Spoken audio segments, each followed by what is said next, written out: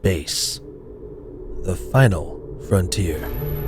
Also, the battleground where you shoot people in this new shooter, Boundary. The game was part of Steam's Next Fest, which personally I only got a chance to try a handful of games, but I was glad to have gotten a chance to try this one. However, the demo is now offline, so we'll have to wait to get another shot to get back into this one. Alright, so what is Boundary? As you can see from the footage, it's a shooter set in space with typical objectives like capturing points or eliminating the entire enemy team, but you have the entire use of a three-dimensional space to work with as you're in a zero-gravity setting. You can go up and down, rotate yourself in a clockwise or counterclockwise manner, which may be something that evokes motion sickness, so keep that in mind when you're playing and watching this video, and boost yourself forward, which kind of acts like your sprint. This concept forces you to play and think differently about how you approach firefights. It's something that I struggled with a little bit, but it's definitely a fun experience. To simplify, it's basically that one mission in Call of Duty Ghosts, but PvP.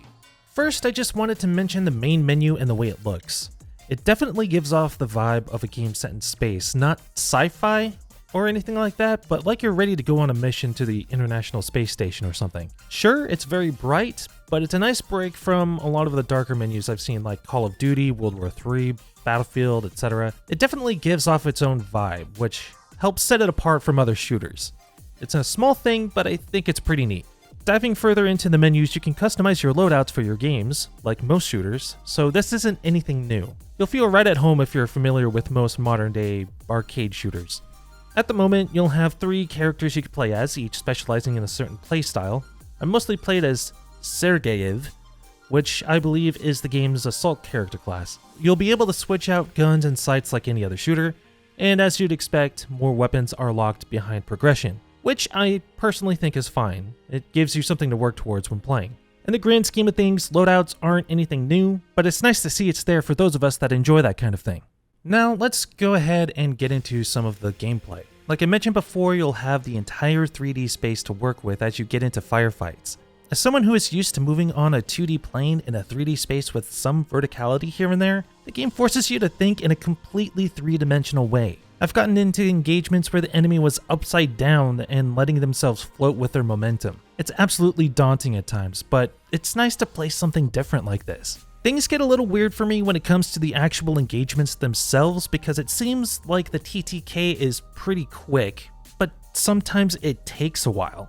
I'm not sure if this is due to shot placement like head versus torso, or if the other players I was up against just managed to unlock more weapons with better damage output, but I found the TTK to be inconsistent. Maybe I'm just mad 'cause bad, but that's just what I experienced. However, I do think there are some things that do need to be addressed with this game. The most problematic thing being spawn killing in the capture game mode, which is basically domination from Call of Duty. 3 points on the map that each team fights over. In my experience, once the enemy team managed to capture the middle point, they were able to set themselves up to keep a line of sight on our spawn point. Since the spawn doesn't rotate, we were pretty much sitting ducks. Given that there are different ways to get out of the spawn, since you're able to use the tunnel you spawn in to get around to different exits, it is possible to avoid this, but that still doesn't change the fact that the spawn point itself was the same. If a team knew what they were doing, they'd be able to cover all exits and, in theory, keep the team from even making a move. Sure, they could run out of ammo eventually, but I feel like this might need adjusting to keep things fair if this is going to be a competitive game. If this ever gets picked up as an esports title, imagine trying to watch a tournament and this kind of thing keeps happening. It'd be frustrating for the viewers and the players alike, so I think a spawn rotation would help in this particular mode.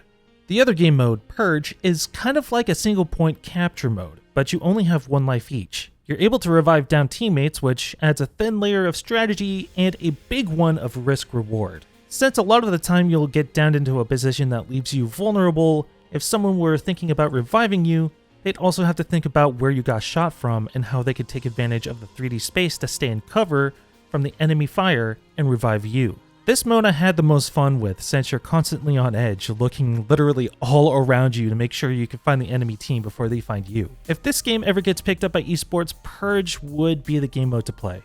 Also, before I move on, I just think it's a little funny how when you get killed or downed, you just get encased in ice. It does look a little silly, but I think it's part of the charm. Next, let's talk sound. The sound design in this game is pretty good. There are some unique sounds, especially when it comes to the EMP skills, but the big novelty here is that most sounds you'll hear will be somewhat muffled, reinforcing the idea that you're in a spacesuit floating and fighting in space. That hurts a bit. I need help.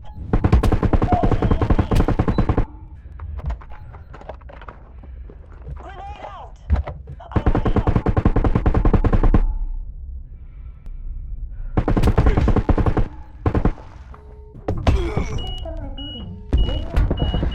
Oxygen main tank depleted. I won't be able to tell you if this is realistic or not, but it's a video game, so it doesn't have to be. I still think it's pretty cool. Now you'll hear a ton of voice lines when you play, but the intro clips do get kind of annoying after a while before the match ends. I was getting tired of hearing about Sergeyev's evil Russian tactics after a while. Uncle Sergey will teach you some real Russian tactics. It doesn't help that Purge is round-based, and you keep hearing these intro clips over and over and over again. The voiceover, from what I can tell, isn't a huge part of the game, and I am glad that we do have some voice lines since I'm a huge fan of voiceover work and even dabbled in voiceover myself, so seeing them appear in a game that doesn't really need it is pretty cool, even if Purge kind of overdoes it. Boundary is looking pretty good so far. It's probably not a title I'll get too involved in, but it's definitely unique and has a lot of potential. The biggest thing I feel like they need to fix is that spawn camping thing in the capture game mode. TTK might just be me, but in my experience it does feel inconsistent, so I'm not sure if that one's worth looking into. Outside of that, this game is pretty damn fun. I'm looking forward to seeing what this game has in store for us in the future, so if you're at all interested, I encourage following and wishlisting this game on Steam. I feel like this game is going to be something to keep your eye on, and hope we can get back into it soon. Thanks for checking out my video on Boundary. Does this game look like something you'd like to play? What else do you want to see from it? Let me know in the comments down below. If you like what you saw, consider clicking the like and subscribe buttons, as that always helps me out. Any and all links can be found in the description down below, along with my social media, including my Twitter and Twitch. I also covered another game as part of Steam's Next Fest, so if you wanted to see my coverage on Crows, you can find that video here on the end card. With that being said, stay hydrated, I hope you have a good one, and I'll catch you next time.